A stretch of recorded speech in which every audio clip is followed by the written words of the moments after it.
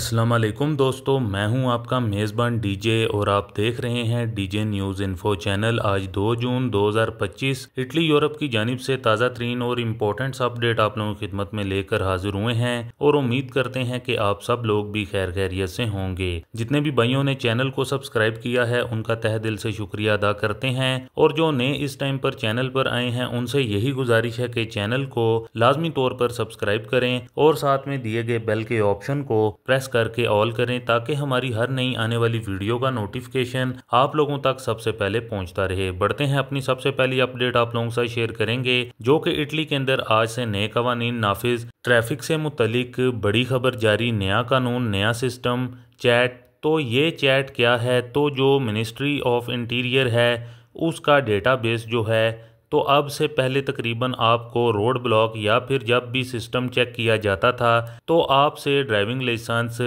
LIBOR तो गाड़ी की कागजात या फिर इंश्योरेंस का, तो इन चीज़ों का पता किया जाता था। लेकिन अब क्या है, ये जो नया सिस्टम है तमाम अदारों को इख्तियार दिया गया है कि वो जब आपकी गाड़ी का नंबर प्लेट जो है यानी कि जो नंबर होता है वो सिस्टम में डालेंगे तो वो तमाम मोलता इस गाड़ी का मालिक कौन है, लाइसेंस की अपडेट क्या है, इसके बाद ये है कि इस पर कितने जुर्माने हुए हैं और फिर इसके बाद इसकी रिविज़नें है कि नहीं है, सारे का सारा डेटा जो है वो सामने आ जाएगा। तो अब जो कानून नाफिज करने वाले अदारे हैं, तमाम अदारों का आपको मालूम है कि पुलिस है, गवार्डिया दी फिनांसे है, इसके अलावा वगैरह और काफ़ी ज़्यादा अदारे हैं। कोई भी आपको चेक कर सकती है, ब्लॉक करने पर आपको चेक किया जा सकता है।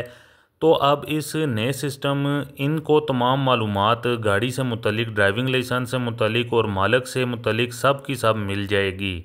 इसके अलावा अगर आपकी गाड़ी की रिविज़नें ख़त्म थी तो आपको 694 यूरो तक जुर्माना होगा और अगर किसी वजह से गाड़ी को बंद किया गया था और चलाने से मना कर दिया गया था और आप लोग फिर भी गाड़ी चला रहे हैं तो इसका जुर्माना तकरीबन 7,900 यूरो तक का है। अगर आपकी गाड़ी को रोका गया है और उसको रोड पर चलने से मना किया गया है या फिर इसकी रिविज़नें नहीं है तो काफ़ी बड़े जुर्माने हैं। तो लिहाजा आपको मोहतात रहने की अब ज़रूरत है।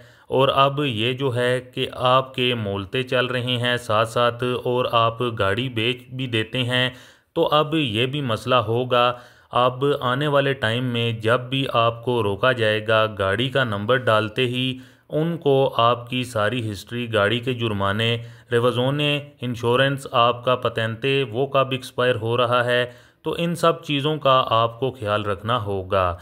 इसके अलावा अपनी नेक्स्ट अपडेट आप लोगों के साथ शेयर करेंगे जो कि इटली के अंदर कौन सा ऐसा डॉक्यूमेंट है जो कि सबसे ज़्यादा अहम है। जैसा कि सब लोगों को मालूम है कि इटली के अंदर मुख्तलिफ़ किस्म के डॉक्यूमेंट्स होते हैं, जैसा कि हम गैर मुल्कियों के लिए परमेसो दी सोजोर्नो को हम बोलते हैं, जो कि मुख्तलिफ़ इसके हो सकते हैं, यानी कि 6 माह टेम्परेरी, साल भी हो सकती है, फिर आईडी कार्ड यानी कि 1 साल का, 2 साल, 3 साल, और जो सियासी बेस पर अजील पॉलिटिको या फिर सुसितारियाँ मिलती है तो वो 5 साल की होती हैं। और जब लॉन्ग रेजिडेंसी कार्ड बन जाता है, लॉन्गो परेओदो या फिर कार्ता सजोर्नो, तो वो 10 साल की होती हैं। और आईडी कार्ड जिसको पाकिस्तानी अक्सर रेजिडेंसा कहते हैं वो भी मुख्तलिफ होता है, तकरीबन 10 साल का।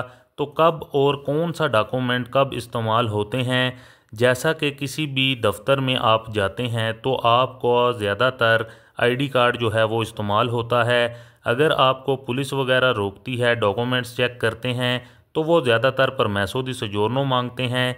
लेकिन आम तौर पर जब आप टेलीफोन कहीं पर करते हैं, फॉर एग्ज़ाम्पल एजेंसिया दिल इंतराते, टैक्स की एजेंसी या फिर इम्स, अगर किसी काम के सिलसिले में आपने बात करनी है या अगर आप अपने डॉक्टर को आपने कॉल करनी है, तो फिर कौन सा डॉक्यूमेंट इस्तेमाल होता है ज़्यादातर, तो इसमें ना तो परमेसो दी सोजोर्नो ना ही आईडी कार्ड, तो इसमें सबसे ज़्यादा कोदीचे फिस्काले इस्तेमाल होता है जो कि तेसरा सनातारिया या डॉक्टर कार्ड पर होता है।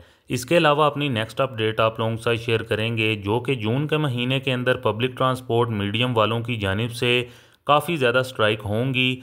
तो अभी फ़िलहाल जो डेट्स बताई गई हैं नेशनल लेवल पर वो हैं 3 जून, 13 जून, 20 जून। इन डेट्स को बताया जा रहा है कि पब्लिक ट्रांसपोर्ट मीडियम के जो अलग अलग सेक्टर हैं बसेस, ट्रेन, ट्रैम और एयरपोर्ट्स के ऊपर भी कई फ़्लाइट्स भी कैंसिल हो सकती हैं।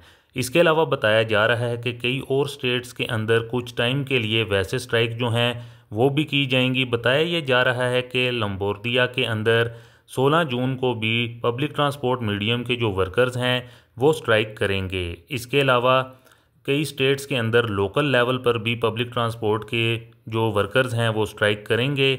इसलिए जो लोग पब्लिक ट्रांसपोर्ट यूज़ करते हैं उनको जून के महीने के अंदर काफ़ी ज़्यादा डिस्टर्बेंस आ सकती है।